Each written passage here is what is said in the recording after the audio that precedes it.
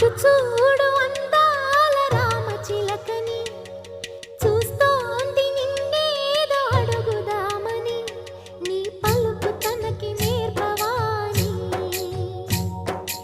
ఇటు చూడు